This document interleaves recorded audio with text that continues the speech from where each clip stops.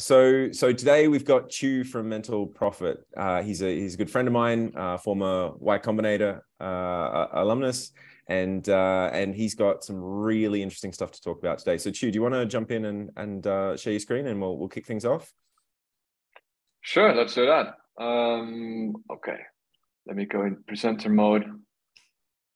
Perfect. Awesome. Perfect. Yeah, you can. Okay. Well, yeah, cheers. Thanks for having me over. I'm excited to share some thoughts and insights about navigating stress and burnout in the startup world. That's what this talk is all about. And the idea of this talk is I'm going to kind of give some pointers, and you could see it as an introductory into the topic of stress. There's just so much things to talk about in this topic. Stress, burnout are very important. And the idea here is that yeah, you will take some things out of it related to stress, how to cope with it, how to prevent burnout, what the different perspectives are of stress. So this is a nice overview of what you will learn, hopefully. And there's just many more things to learn about these topics. So see this more as an introductory kind of presentation talk. And I think it would be good if you're interested in it to invest more in it and look some more things up. Right? I have an agenda prepared for today. We're going to start with talking about the startup stress scene. I'll give some psychoeducation about stress and burnout and what the signs are. We'll talk about different perspectives towards stress and burnout, how to reduce being bothered by stress, and when to get help and what kind of help you should get, and ending up with some conclusions. So that's the idea for this talk. I try to filter out the things that I think are most relevant for you guys in this community. To start off with an introduction myself, I was kind of part of a similar community. I'm a SaaS founder for 2 other initiatives in the past, and now I'm the founder of Mental Profit, where I do online executive coaching and therapy. I'm a psychologist myself. I've over 12 years of experience working with different types of problems and people in international the healthcare domains. And currently I'm working for a software company called Moved. They acquired my company a few years ago, in which we are focusing on helping people getting better access to mental health care. And one of the products we're actually building now is called an app called We Mind Balance, where we focus specifically on how to cope with stress, prevent burnout, and well, feel most healthy within your work-related environment. So yeah, I try to combine my professional experience as a psychologist with entrepreneurship. And what I really like about working for Mental Profit is that I can help a lot of founders or other entrepreneurs with struggles that I've endured myself as an entrepreneur in the past. Yeah, so that's a bit about me. Let's get to it. But before we do that, I would like to give a short disclaimer. Stress can be very personal, right? And it's also context dependent on the resilience of the person itself, but also the company that person is working in. Since we're talking now about mostly SaaS companies, it can even depend on the stage of the company, where there are different stressors in early stage companies compared to the more established companies. So take this into mind, that some of the things I will talk about you maybe recognize or you may not. It's again very dependent on you as a person, but generally humans respond to stress in similar ways. And there's a lot of scientific research on that. So kicking off with the problem here, the startup scene. Well, I think all of you here that are listening to this talk already have some experience with stress. If you don't, then probably you're not doing enough in your company to make it grow. Or you are a very well balanced and psychological established person. This, I have to say, is super common. People endure stress during startup. It's actually the case. Scientific research shows that entrepreneurs experience more stress than regular employees. And that's because there are a lot of difference between leading a company and bearing the high levels of responsibility compared to just doing a job and have someone else take care of a lot of other things and taking that responsibility. There's a lot of financial concern, right? You have to manage the financial resources. There is concern regarding the decisions you have to make, sometimes on a daily basis that can have quite a big impact. And yeah, there is just so many uncertainties and risks that you are taking as an entrepreneur, especially in the beginning, but also when taking up more investment rounds and more multiple stakeholders. In my experience, the bigger and the faster the company grows, the more the stress level can grow as well. Often entrepreneurs, they experience that the boundary between work and private life kind of diminishes. The more you invest in your company, the more responsibility you take, the more drive, but also kind of fusion people experience with their company. You and the company as a founder kind of fuse into one identity. And if the company goes bad, then you feel bad. If the company goes good, you feel good, right? But it also means that for yourself as a person, the status of your company implies how you feel, and also the amount of stress levels. And we have, as entrepreneurs, a tendency then just to work harder, to work more, so we can kind of control, or have at least the feeling of control, that we are putting as much as we can into the company, so we feel better because of that as well. And often that goes into the expense of other domains of life that are also important, like, for instance, relationships, or rest, or hobbies, or taking good self-care of yourself.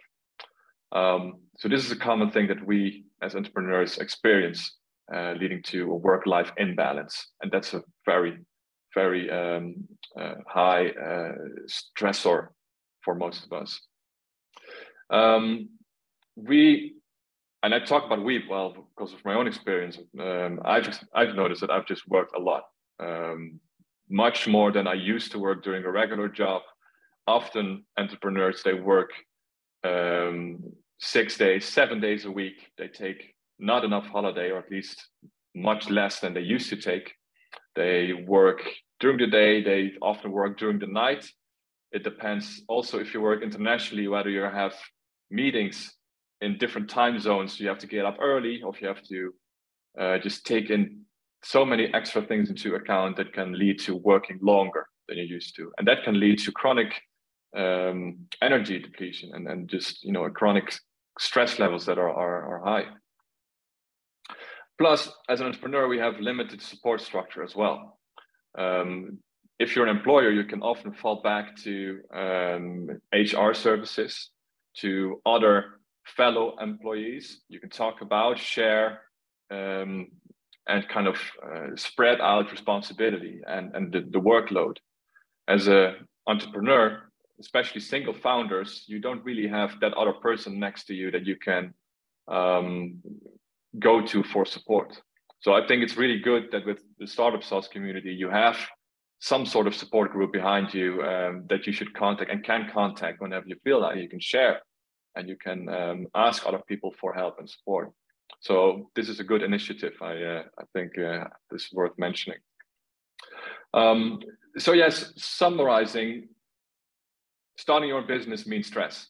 There's no way you should start a business and expecting that this gonna be super easy and it's gonna be a relaxing ride.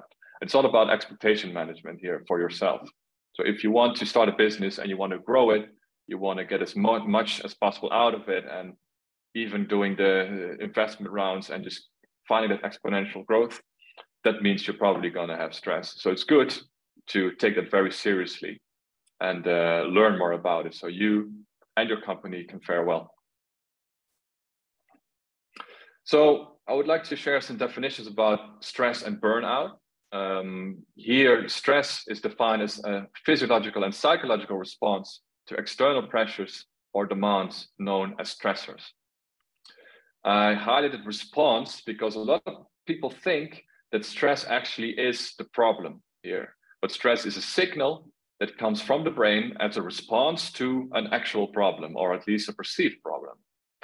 And it comes from a survival instinct. So back in the days where we were still hunting, in the jungle or forest or wherever, and we felt danger or perceived danger, so maybe a mountain lion or a bear or whatever came up, then the brain should instantly give a signal, okay, something is wrong. We need to do something. We need to fight or we need to flight, right? The fight or flight response.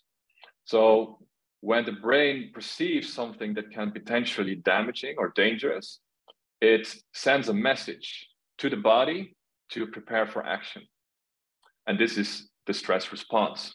And a lot of times we still feel that, although it's not really necessary anymore. There is no actual danger, but the brain still perceives it a danger and activates the stress level system.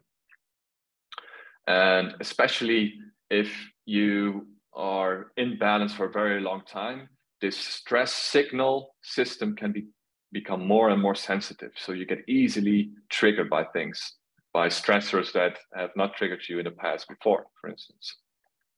What's also important to notice is that this definition does not have any negative connotation. It doesn't say that stress is something bad or something good, it's just there. But know that it is there in our evolutionary system to help us survive and to cope with potential dangerous things. Burnout, on the other hand, is not a response, it's mostly a state, which is a consequence of chronic physical, emotional, or mental exhaustion caused by excessive or prolonged stress. And the major cause for entrepreneurial burnout is an imbalance between the investments that you put in and the gains, right?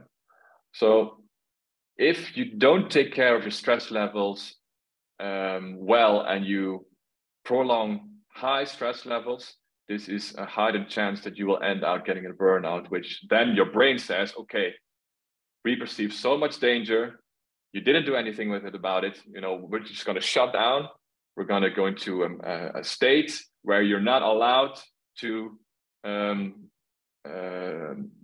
be surrounded by those dangers anymore. So kind of the brain, the body shuts down, you become in this state of exhaustion where you can't really function anymore. So you are forced to take a step down and take those stressors and those signals seriously.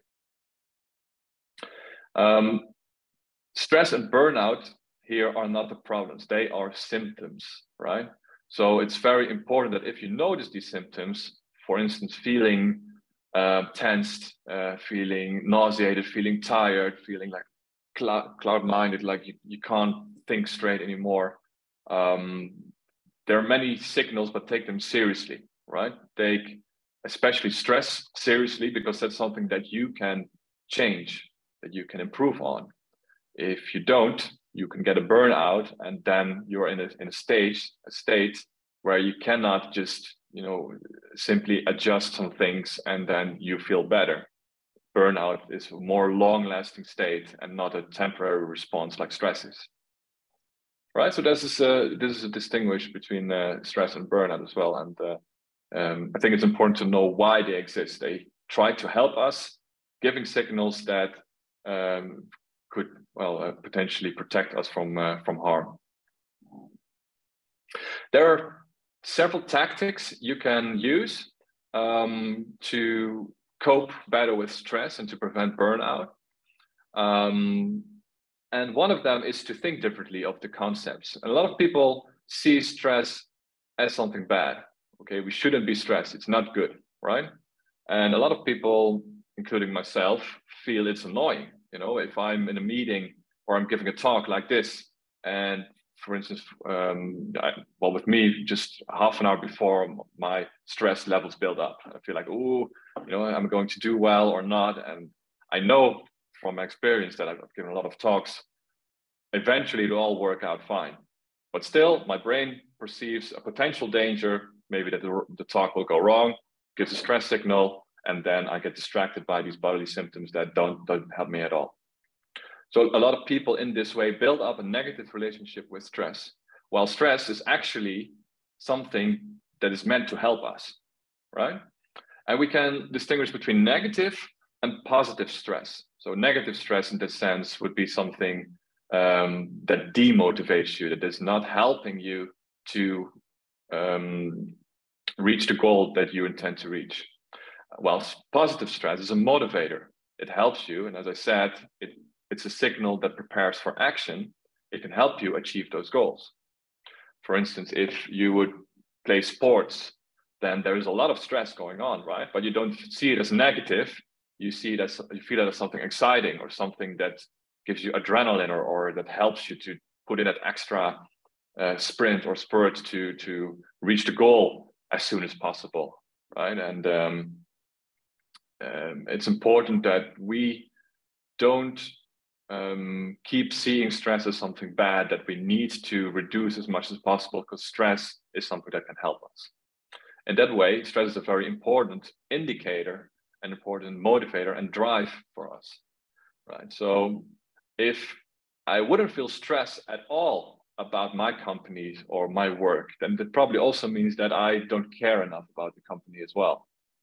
And from my background, I had some very bad experience in my previous ventures, and those experience gave me the stress I needed to cope with the disappointments I felt and to work and keep on working and make the best out of my company. Without that stress, I would have probably taken it a lot easier, and I would probably not have gone that far or come this far, or even didn't get my exit at some point.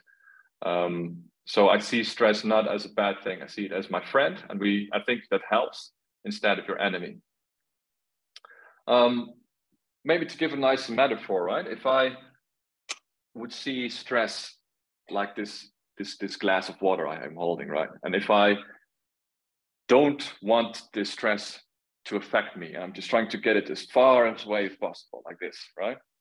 The farther I get it, the stress from me, right? The stress here, and I reach my arm, I'll notice that I will get tired. My arm starts hurting, my shoulder starts hurting. And the more I try to push my stress away, the more I suffer from it, because I get tired of it. I feel fatigue. And the key here is not to see stress as a bad thing and try to push it away, but just put it close to you. So the stress is still there, but I'm not bothered by it anymore. Right? I don't have my arm hurting. I don't have the fatigue of dealing with stress all the time, or let it distract me that much. And even just changing a perspective on the things that bother you, and stress is just an example of that, can already make a big difference in how much you suffer from it, or how much the company suffers from you being stressed. In that way, stress and burnout signs are opportunities to grow. If you take them seriously and you reflect on them, you can learn a lot from them, right? A lot of people, they just cope with daily life, and stress is just a thing that they don't like. But if you actually sit and think about why the brain gives this stress signal, then you can learn a lot from it. It probably says that something that's going on is very important for you, and or something is not right or not balanced. And it's very good to think and reflect on that to make that better. Another tactic is to prevent and reduce stress. And this is the most logical thing, right? If you're bothered by something, just try to get rid of it. And one very maybe obvious thing, but that you will experience, the more you delegate and outsource tasks, the less stressed you feel about it, unless you don't manage those outsources well, and the person doing or supposed to do the job is not doing the job very well. So especially as a founder in an early stage company, or also even later stage companies, it helps to reduce your stress levels to delegate or outsource tasks that give you stress. That makes a lot of sense. Be aware that you're dealing with persons here, with people, and that you need to manage them with your expectations as well. So if you outsource a task, let them know, okay, this is what I expect of it very clearly, communicate very clearly about that. And I want this task to be done before this deadline, right? So it's clear when the result will come back, and you as a manager, right, you can just lean back and know, okay, I did everything I should do. Person is working on it. I'm expecting the result this date. I don't have to worry about it anymore.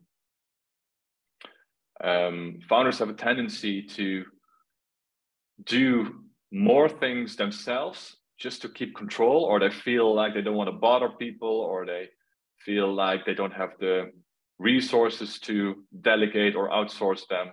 And the result is that they just do all the work, or doing more work than they're supposed to do, more work than is good for their balance, and their stress levels increase, which is a pity. I think one of the most effective qualities of a business leader is to effectively delegate and outsource, and not manage, well, being a task performer, but a task manager in that sense.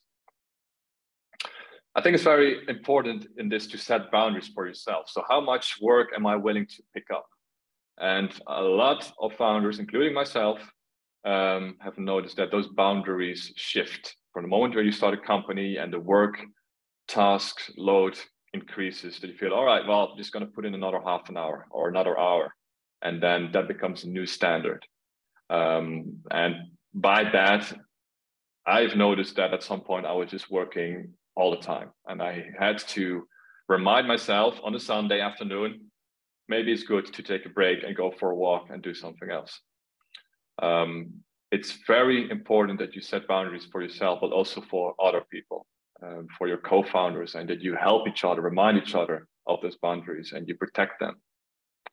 Also, if you want to set a clear example for your employees, it's very important that you as a founder respect your own boundaries, so your employees can do that for themselves, but also towards each other and yourself. You may have heard about the 80-20% rule. It implies that unknowingly, unconsciously, we tend to spend 80% of our time on the about 20% important things, and vice versa. So we spend about 20% of our time on things that are well, less important in that sense. And I think to manage stress, it's also very important to manage those tasks and to prioritize, because a lot of people worry about things that are actually not worth worrying about. At least they're not relevant enough for the company to worry about. And especially the easier task, the easier task to pick up, they can cause more stress. And because of that, we postpone the things that are actually important. And that can later even give more stress, because you then notice, oh shit, I should have done this a long time ago, right? So it's very important when you manage tasks and you delegate to others, also manage them for yourself and prioritize the things that are actually important, that you know you're going to be stressed about. Do those things first. Eat that frog. Do the things first that are most important, but also the things that give you more stress, because otherwise you'll be having that voice in the back of your mind saying, okay, I have to do this thing that will give me stress later. And you have a tendency to postpone it, and you suffer from that stress along the way, even before you start doing that task. So manage your stress like you manage your business. Take it seriously. Put effort into your own time management, in making an overview of your tasks, but also make an overview can be done very quickly of what tasks give you stress and what tasks don't give stress, and find a way. If there's a pattern here, it can lead to new insight. And if you are doing too many tasks that give you stress, maybe those tasks are the one that you want to delegate, right? Maybe there's someone else who can do the job as good as you, but you're not suffering from doing those tasks then. So I would really advise you to take stress seriously as other tasks. Make stress one of your daily or weekly routines to reflect upon and to plan upon. And check in with yourself. Obviously, stress is a response in the body. So you can find out if you're stressed by going inwards, by checking parts of your body, feeling if there's any tension somewhere, if there's nauseation, if your head feels fine, if there's headache, if you have a sore throat. If you want to recognize stress and prevent it, it's important to check in with yourself and see how you're doing once in a while. And there are many techniques to do that, for like different body scans or mindfulness, meditation. So if you do that regularly, and you can also plan that in the morning or in the afternoon or wherever, just plan 10 minutes, even 5 minutes, you can do it everywhere. Just check your body, see how you are stress-wise. And it is something that you can learn from to integrate within your routine. Coping is the way how we, as the name implies, deal with stress or problems. So we can make we can distinguish between two types of coping. There's active coping and passive coping, and roughly these are the 7 coping strategies that most people use. There is not one best out of these. It's very context dependent, and sometimes one coping strategy works for one person and it doesn't work for the other person at all. So to give an example, some people like to actively solve problems, and they look for what the problem is, and they find a way by getting whatever needs to solve it, so the stress is gone as well. However, other people, they don't really actively solve the problem, but they just look for social support, and their stress is reduced because they feel that other people share in their emotion in that sense, or they help and diffuse the responsibility. Other people, or maybe even within one person, there's a different coping strategy to reduce stress by reassuring thoughts. For instance, if you have a problem, then you can reassure yourself by saying, okay, the problem is not that bad, or maybe the problem will go away in itself, or I have 2 more weeks to solve it, I will figure it out. You can already reduce your own stress level a lot with the way you think about it. And there are many strategies that you can take, mind experiments to reduce stress as well. Palliative, that's kind of a difficult word. Here it means that you distract yourself from the problem, or you try to decrease your stress by taking sedative stimuli. That can be drugs, it can be drinks, but it also can be, for instance, gaming or distracting yourself by doing something else that takes your mind off the problem, and also your stress decreases. This is a form of passive coping. Expression emotions means that you talk about your problem, talk about your stress, and you can complain about them to yourself, to other people. And by venting, you also let out stress in your body. So this is also a way to decrease your stress levels. And passive here means that you blame yourself. So you would complain to yourself, okay, it's my problem, it's my fault.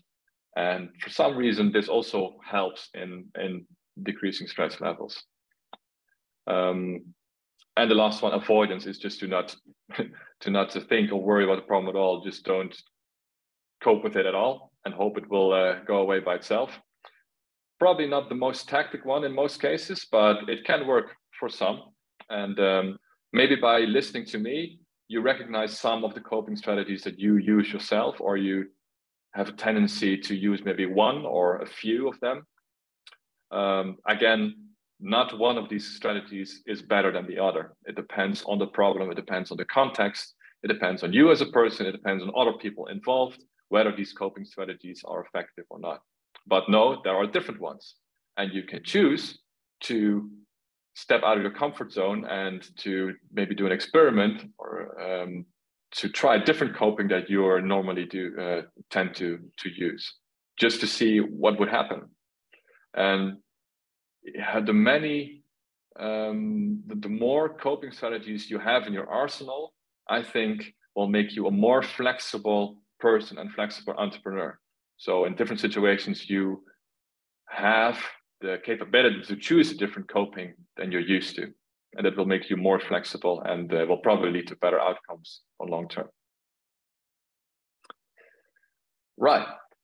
I think one of the most important things in entrepreneurship, healthy entrepreneurship, is to keep a good balance. And with that balance, life balance is the stress buffer. It means that the more balanced you are, the more resilient you are to potential stressors or to cope with stress. In that sense, stress is, again, not bad. It will become bad or unhealthy if those stress levels are too high, too often, and too long, right? So it's very important to keep a good, healthy balance in your life, but also in your physical health.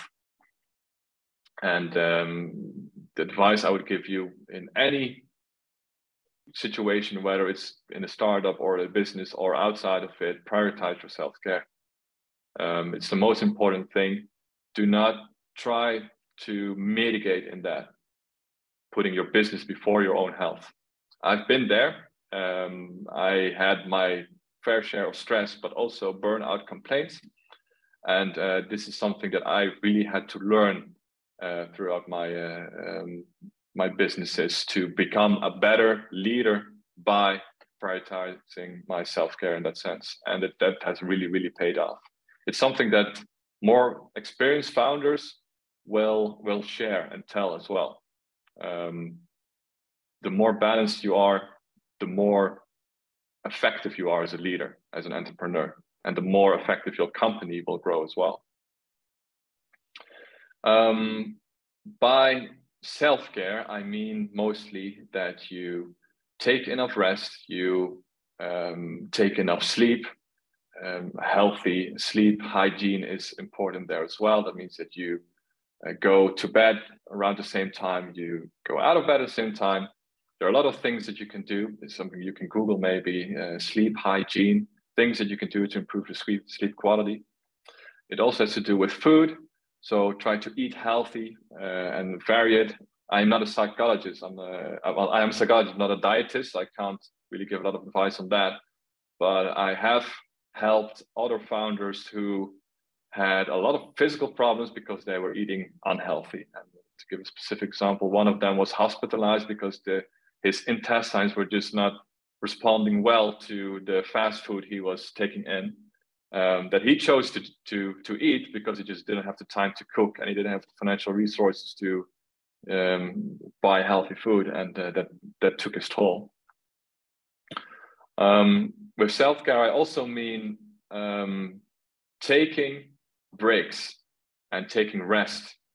And in a company, the brain is constantly busy, constantly working. There's a lot of stimulation.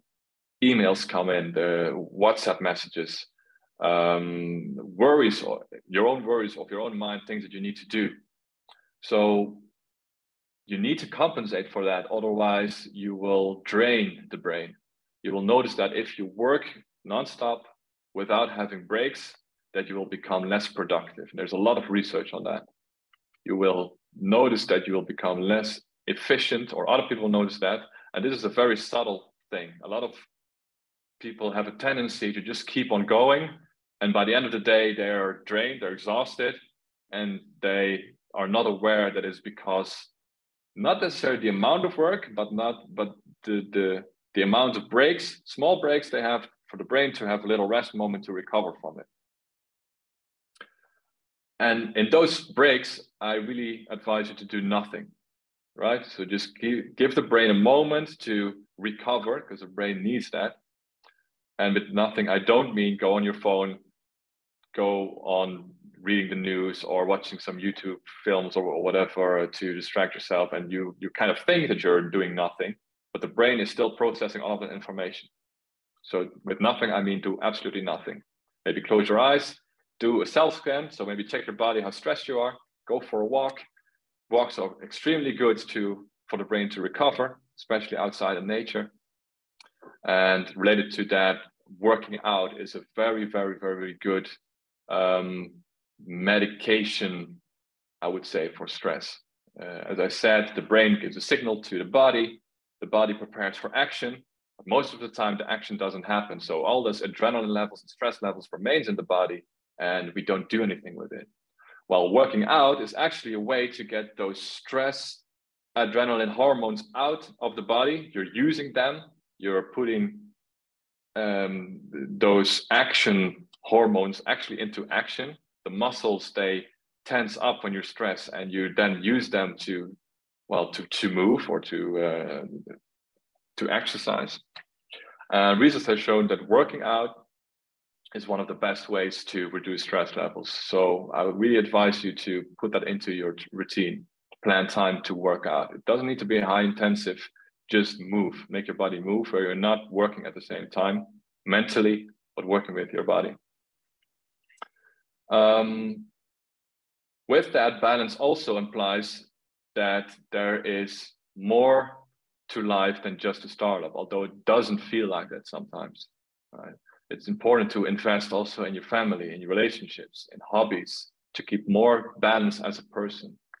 And talking from experience, what you don't want is that you put so much time and effort into a company, you mitigate your own health, so you feel bad, you feel stressed, and after years of investment and mental draining yourself, you come to the conclusion it's not working and you need to stop. And it maybe feel like a failure, or you feel like all that invested time wasn't worth it, hindsight. And you don't know that beforehand. You only know that when the time comes where you draw the conclusion. But what I could advise you there is, when you run a company, make sure that you keep focus also on the other life domains. So if it doesn't work out company-wise, you can still look back and feel refilled that, you know, you had a good life, right? Maybe not the best startup, you can do another one, but you don't have any regrets that you neglected your family relationships. So that's tactic 4, balance, stress buffer. The last tactic I want to talk with you about is finding help and reach out for support. A lot of founders that I see in my practice, they tell me that I wish they have sought help sooner.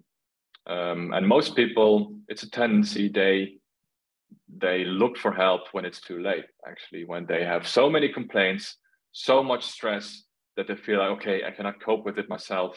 Something needs to change and I need help with it. You're already too late with that. I think it's good to know that in any stage you can look for support or help.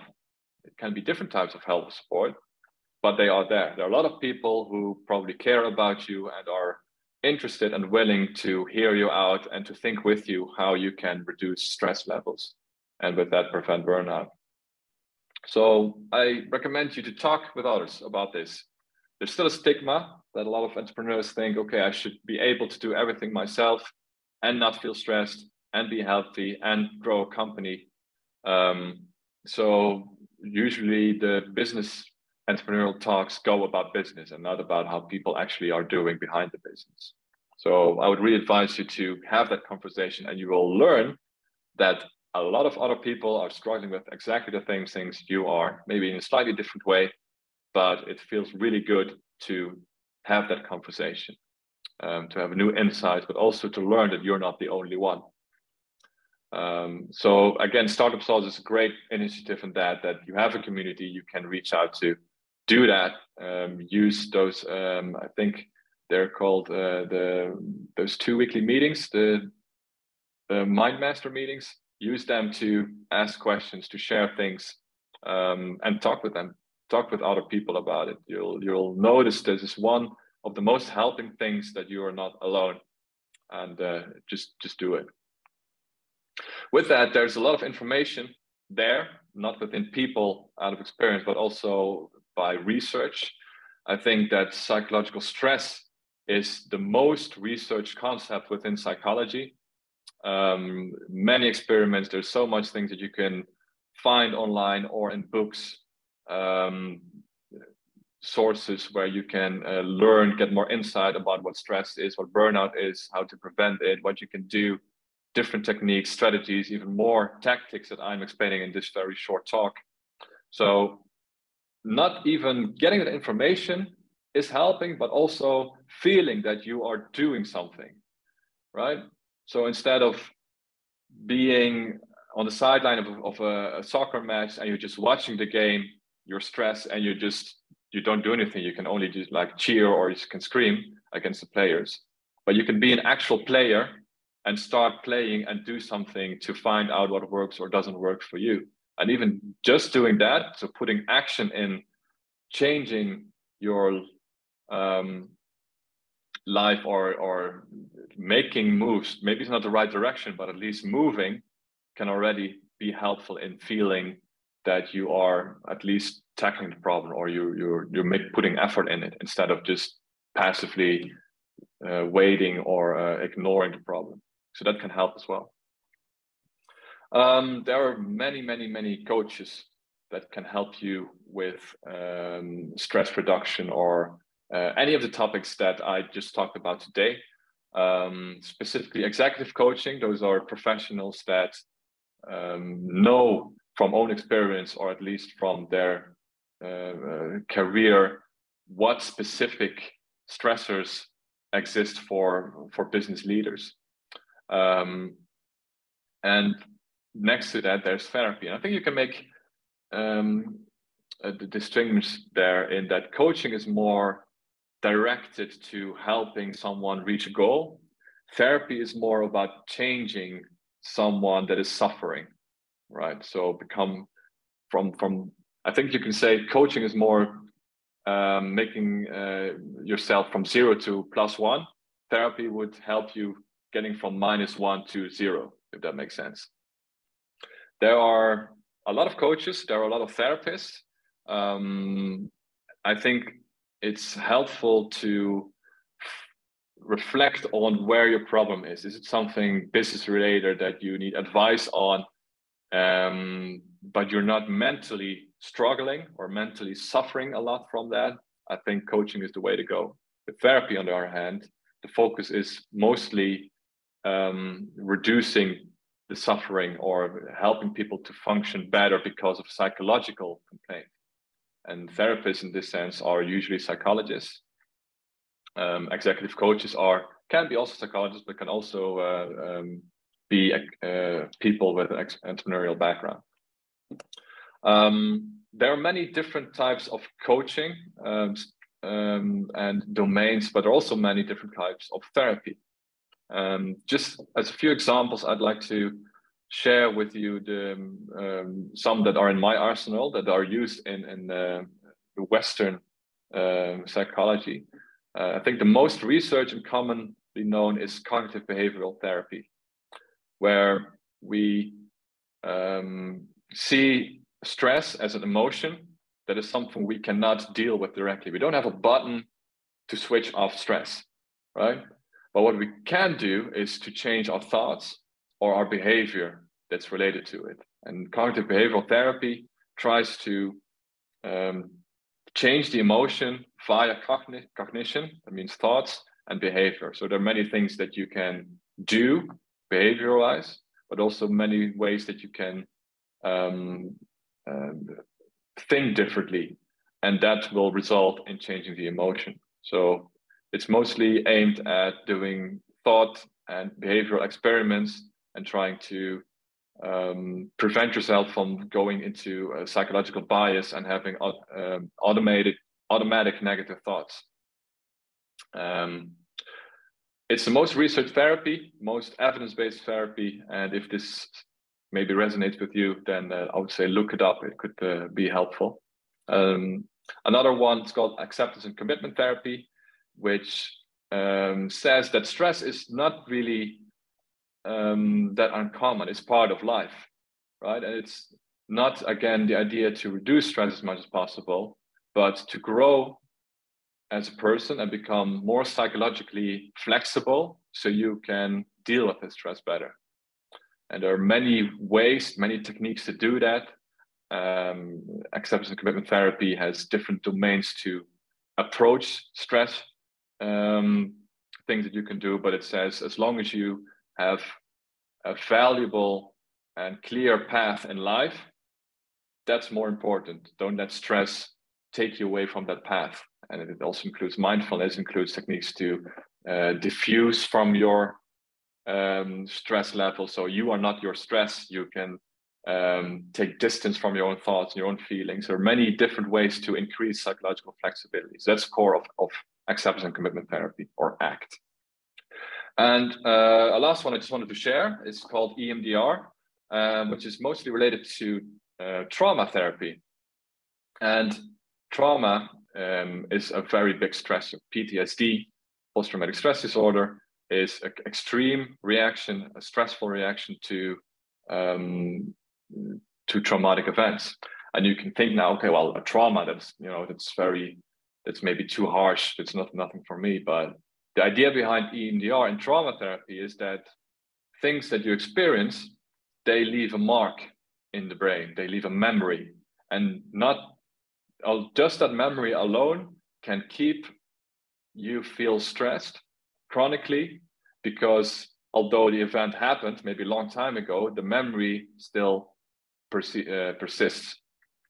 And a lot of entrepreneurs that I speak to, they have endured some negative life events, maybe outside or in their business, that is still affecting them emotionally.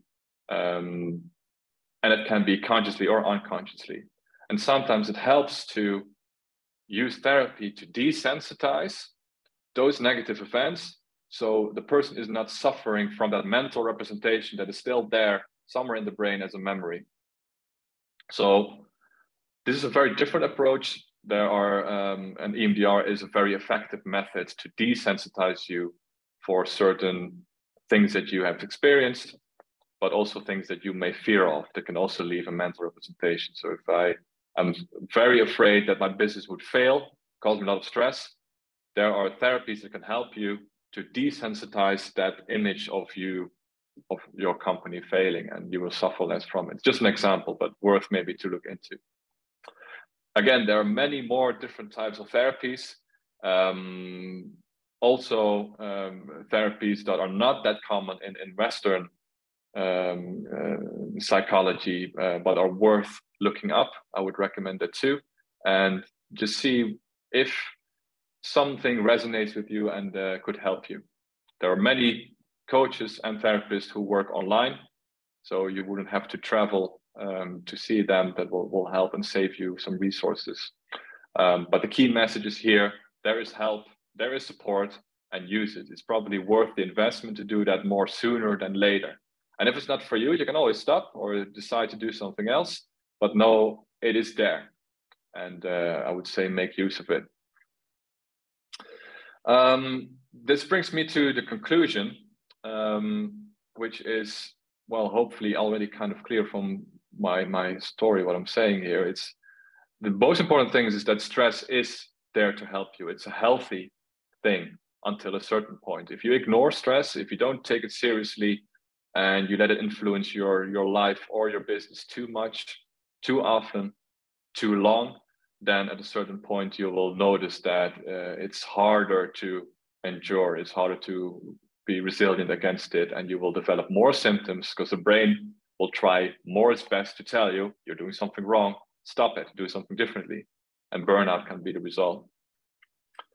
There are different ways to look at stress, and even looking differently, taking a different perspective at stress can already change a lot. It can already affect your perceived stress levels and help you with that. And there are many different ways to cope with stress. So there are different coping strategies that you can learn from, and depending on the situation, you can choose to take a different strategy. With that, I advise you to prioritize stress management and balance to prevent burnout, but also to become and be the best business leader that you can be. It's a very, very delicate thing. It's very easy to ignore stress, to ignore signals. And most of the time, if you do that too much, then you'll regret it later. So if you take your business seriously, take your stress seriously as well. And with that, many people are struggling with stress. Many people are afraid of burnout, or they already have symptoms. If you feel that you are suffering or noticing stress levels going up and you don't know how to deal with it, or you just want to put it out there or say, hey, I had some experience, I want to help someone else, reach out, get support, contact the other members of StartupSauce community. I think it's very worth the investment of taking stress more seriously. Yeah, that's the conclusion of my talk. I hope this was somehow helpful. Again, if you've had some information that you find interesting or stimulating, look it up. There's a lot of information online. in books, many self-help stress books that you can read. Yeah, I am wondering if there are any questions that I can answer regarding to this topic, something that can be specifically helpful for you as a community or SaaS founders. Yeah, sure. Tjeu, that was awesome. That was awesome. Sorry, Ryan, I interrupted you there. Jump in. That was great, man. That was great. That was fantastic. Sonny, do you want to fire away? Yeah, I just wanted to ask, with all the methods and so on, have you come across like any tools or like specific resources? I know you mentioned an app in the beginning of the talk, or like something that like a tool like that you found that is effective, or that you can like implement, that founders can implement in their daily life, or that they can use in their daily life. Right. So there are many apps, I think, in the App Store that focus on stress reduction. There are many mindfulness apps. There are many meditations apps. The app that I was mentioning is called We Mind Balance. It's something that I've been working on for the past month, and we have recently put in the store as well. So if you're interested in that, I will show the contact details later. There are different apps you can use that you can research on what app helps you best. Some of them have a very specific focus. For instance, what I was saying, meditation. But tools are broader than just apps alone or SaaS in this sense. You can use a diary. You can write down or make an overview or a mind map, literally, like what things in your mind give you stress, and use it as a tool, maybe to consult whenever you feel you need it. In that sense, I think the biggest tool, the most important tool that you can use is yourself. It's your own mental capability to reflect on what you would need and not. And if you need a more practical tool, then I could recommend you searching for apps. There are many, but also maybe reading about it, as I was saying. Yeah, does this answer your question a little bit? Yes, absolutely. Thanks. And then another question I had, sorry, Ryan, do you want to jump in? Yeah, I had one question I wanted to ask you. So Tjeu, I don't know if you hear this quite a lot. One of the complaints that I hear quite a bit from particularly other founders and other entrepreneurs is, yes, I know that I need to take some time off, but I can't, because there's this thing at work going on, or we've got this big release around the corner, or money's a bit tight right now, or even if I need some time off from work, I've got a family, or I've got kids or something like that, that I like, that there doesn't seem to be a point, like a convenient moment where you can just take an actual break, whether it's a holiday or a vacation, or take a day off, or take an afternoon off, or something like that. Do you have any recommendations for founders who just feel like there just isn't enough time in the day to take any time out for themselves? Yeah, that's a good question. I think it comes from a feeling or a need that you would need holiday, right? And that feeling itself is a very important eye opener. Okay, if that feeling is that strong, then probably something in your daily routine, weekly routine, or in your startup mentality is out of balance, right? So if you are not able to take time, then invest time to make your daily activities more efficient, so you can work at least towards a scenario where you can take time. As I was saying, focus on prioritizing. At some point, you will feel, if you just keep on going with too much stress, that taking time is a priority over your business activities. So you should delegate then, or find a way to make it happen. What I was saying also is that often the feeling, the need for a long holiday, or at least days off, comes from an imbalance. That means that you have not taken breaks enough, right? So as I was saying, then try to, even if it's just 5 minutes every hour or 5 minutes between meetings, make sure that you manage your time. Every meeting, you say 5 minutes before it ends, okay, let's wrap it up. So you can give yourself just a little chunk of time every time that can build up to decrease the feeling, the need for you to take that actual holiday. It's not a solution, but I think here you should not look for a solution, but to look for very small steps that you can do that is within your capability to change your or improve your situation a little bit towards the balance that you need. Fantastic. Does that make sense? Yeah, that does. That's great. And then the other question I was going to ask you is you mentioned doing a body scan. Can you just go into a bit more detail about exactly what you mean by that? Because I was a little bit confused by it. Right. Yeah. So as the name implies, you kind of take the time to go with your attention inward and you scan your whole body, actually from top to toe. And there's some guided body scans that you can find on YouTube or within those apps, within our own app that we're building. And with that, you just take the time and just check in with part of your body, whether there's tension, how it feels, if there's stress in that part. And a lot of entrepreneurs, especially people who are very rational, who are very in their head, they lose contact with their body.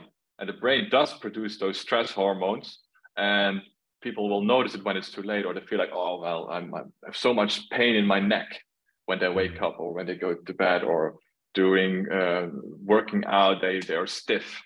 And with a body scan, you can check in with your body and go through it to see in what parts of your body you feel that stress. So you can easily or easier detect it. And when you can detect it, when you're aware of that you have stress, then you can do something with it to prevent it later. Awesome. Thanks, Tjeu. And sorry, Ryan, I had one last question. So a lot of our founders are like, they're starting to talk to investors, or we have quite a few talking to investors and stakeholders and so on. And it's obviously like a more high pressure situation. So how do you think they can approach these conversations about mental health with like their investors and stakeholders? Right. Well, that is an art in itself. How to, how do you present yourself to an investor in that situation? Most founders, they want to give a good presentation that everything is under control, that the business is doing fine, we're growing, everything is cool, while actually everything is burning and you feel totally burned out and stressed. And that's a conflict that most founders feel when talking to investors. I think you should be aware of what the consequences of that could be, right? So if you persuade an investor to invest in your company, and hindsight, within weeks or maybe months, you need to shut down because you have a burnout, then you probably regret having informed your investor in this process. In that sense, whenever an investor becomes part of your company and becomes a stakeholder, that person is also, or the capital venture is also benefited with you doing well and the company doing well. So again, I would always recommend sharing things that can prevent potential bad consequences to your business, but also to your relationship with the investor. And mostly investors are experienced entrepreneurs, and they have their fair share of stress. So they can maybe give you pointers or help you out or recommend you a coach or a therapist that they would be even happy that you would spend the investor's money on to make your company more successful, or at least increase the chance that it will be. Awesome. Thanks so much, Tjeu. Ryan, do you have any other questions? Yeah, I was just going to ask you, if someone was watching this presentation, they wanted to get in contact with you, what's the best way for them to do that? How do you prefer that they get in touch? There you go. So yeah, I'm working internationally, and I'm currently in Argentina, but I will move next month to Bangalore in India, big startup scene. That's pretty cool. So you can best reach me via email. Also because of the time zone, I'm not sure if I can pick up the phone or respond to text messages instantly. You can reach me for any coaching or therapy services at info@mentalprofit.com, or go to my website, mentalprofit.com. And when it comes to software and the WeMind Balance app that I was talking about to reduce stress or prevent burnout, you can contact Moved. It's a company name, at contact@moved.nl, or visit our site, moved.nl. I think that's the best way to reach out. Awesome. Thanks so much, Tjeu. Like this was really like you have some real good nuggets of information in there. Thank you so much for doing this talk today. That was great. That was fantastic, man. Thank you so much. Yeah, that was awesome. Is there anything else that you wanted to add, or anything else that you wanted to say, just while we've got you on the call? I would say, if you have any questions for me, any specific things that you notice in this talk that you want to hear more about, or you find confusing or whatever, you can always contact me. I'm very open to help out however I can.